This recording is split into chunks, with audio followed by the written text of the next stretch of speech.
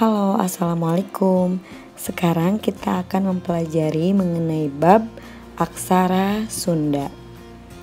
Di dalam aksara Sunda ada beberapa komponen aksara.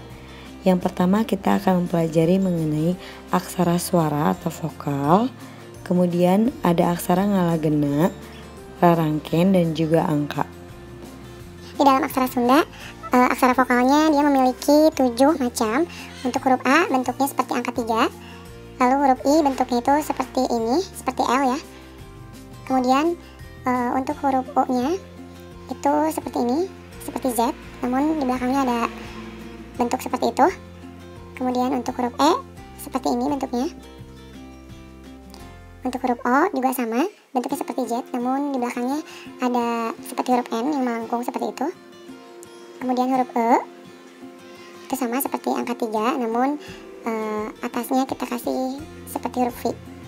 Kemudian yang terakhir adalah huruf E curak, itu bentuknya seperti angka 3, namun belakangnya kita kasih seperti garis yang ada di tengah. Nah, untuk aksara ngalagena kita tulis dulu hurufnya.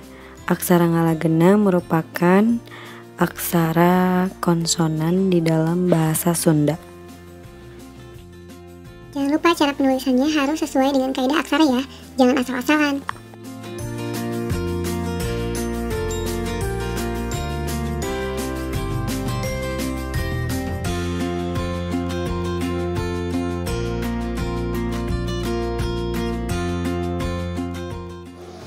Sekarang kita masuk ke bagian 3, yaitu bagian rarangken. Ini merupakan bagian dimana kita akan mengubah suara vokal di dalam aksara ngalagena menjadi yang kita inginkan. Untuk bagian yang pertama, itu ada yang namanya panghulu. Bentuknya seperti huruf J kecil, disimpannya di atas aksara. Ini fungsinya untuk mengubah suara vokal A menjadi I. Kemudian poin yang kedua, ada yang namanya pamepet. Ini sama juga, disimpannya di atas aksara, bentuknya seperti huruf V kecil. Ini fungsinya untuk mengubah suara A menjadi E. Untuk poin yang ketiga, ini ada yang namanya paneleng. Bentuknya seperti huruf V kecil, namun di tengahnya ada garis membentuk seperti padi. Ini fungsinya untuk mengubah huruf A menjadi E. Kemudian poin yang keempat, ada yang namanya panglayar. Bentuknya seperti huruf N tapi miring, disimpannya di atas aksara. Ini fungsinya untuk menambahkan huruf R di ujung aksara. Poin yang kelima, ada panyecek. Bentuknya seperti huruf O namun kecil, disimpannya di atas aksara Sunda. Ini fungsinya untuk menambahkan rarangken eng di ujung aksara. Kemudian poin yang keenam, ada panyuku. Bentuknya seperti angka 7 namun kecil, disimpannya di bawah aksara.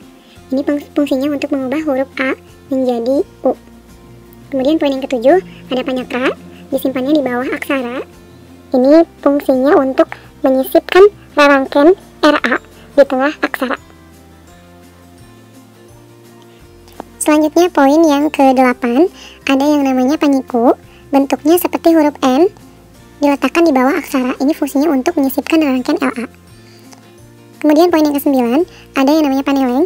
Ini bentuknya seperti huruf Z kecil, namun di tengahnya ada garis ke belakang dan diletakkan di depan aksara. Ini fungsinya untuk mengubah suara A menjadi E curak. Selanjutnya, poin yang ke-10, ada yang namanya panolong. Bentuknya hampir sama seperti poin yang nomor 9. Z kecil, namun garisnya di depan dan diletakkan di belakang aksara. Ini fungsinya untuk mengubah suara A menjadi O. Selanjutnya, poin yang ke-11, ada yang namanya pamingkal. Bentuknya seperti ini, diletakkan di belakang aksara. Fungsinya untuk mengubah huruf A menjadi Ya. Selanjutnya, poin yang ke-12, ada rarangken pangwisad. Bentuknya seperti garis 2 namun miring ke arah kiri, diletakkan di belakang aksara. Fungsinya untuk menambahkan rarangken H di ujung aksara. Poin yang terakhir adalah poin yang ke-13. Ini adalah pamae. Diletakkan di belakang aksara. Bentuknya seperti ini. Fungsinya untuk menghilangkan huruf A. Bagian yang terakhir ada angka. Bentuknya seperti berikut ini. Kita tulis dulu ya.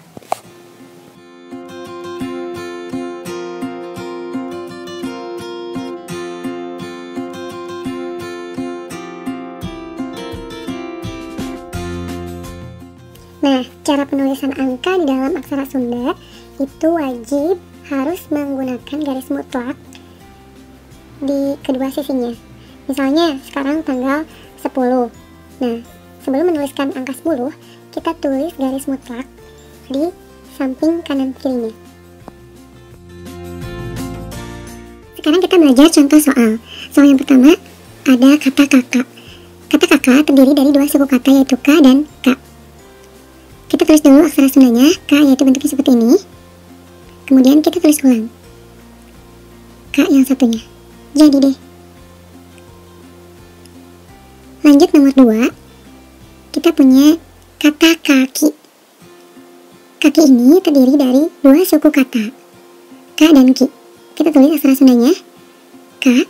Yang satunya lagi juga sama, asal katanya dari K. Kita ingin mengubah K menjadi Ki, maka harus dibubuhkan huruf J kecil atau penghulu di atasnya. Lanjut soal yang nomor 3. Kita punya kata kakek. Kakek ini terdiri dari 3 suku kata K, K, dan K saja tanpa ada huruf A-nya. Kita tulis ulang huruf Sundanya K yaitu bentuknya seperti huruf 77. Kemudian tulis lagi K ingin kita rubah menjadi K, maka harus dibubuhkan pamepet bentuknya seperti huruf V di atas. Kemudian K yang satunya kita ingin menghilangkan huruf A nya saja, maka kita harus menggunakan rangkaian pamai. Lanjut lagi soal nomor 4. Kita punya kata puyun. Kata puyun terdiri dari 3 suku kata P, Y, dan M saja. Aksara Sundanya kita tulis dulu. P itu asal kata dasar katanya dari Pa. Y itu dasar katanya dari Ya, dan M itu dasar katanya dari Ma. Kita tulis dulu aksara Sundanya. Untuk Pa bentuknya seperti ini. Untuk Ya seperti ini. Dan untuk Ma juga seperti ini. Kita ingin mengubah Pa menjadi P, maka kita harus membubuhkan rangkaian panelum di atasnya.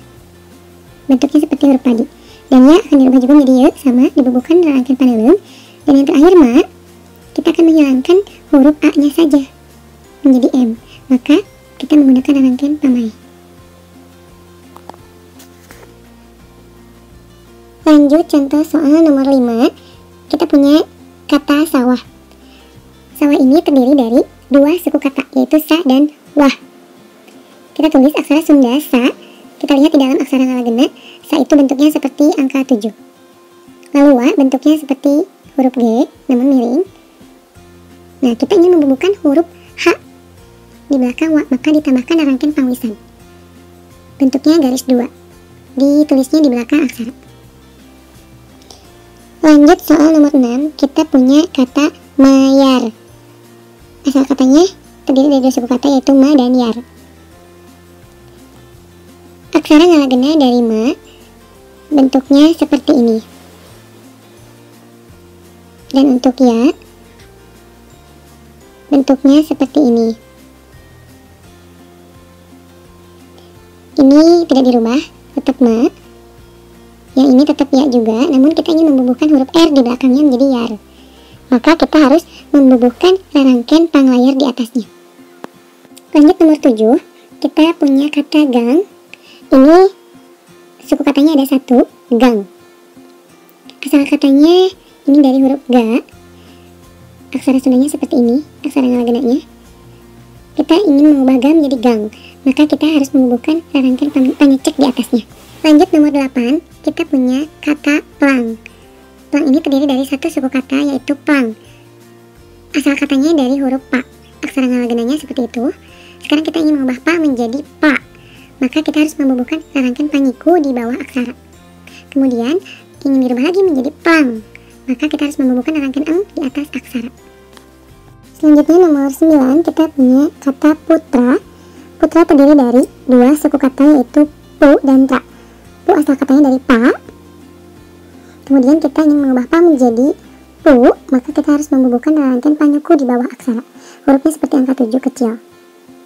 Kemudian tra asal katanya dari ta. Aksara Ngalagenanya seperti itu.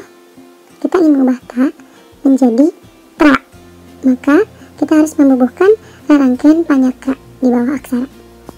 Kemudian jika kita ingin merubah lagi kecap putra menjadi putri, maka kita tinggal membubuhkan rangkaian penghulu di atas aksara. Soal berikutnya adalah 10 poe.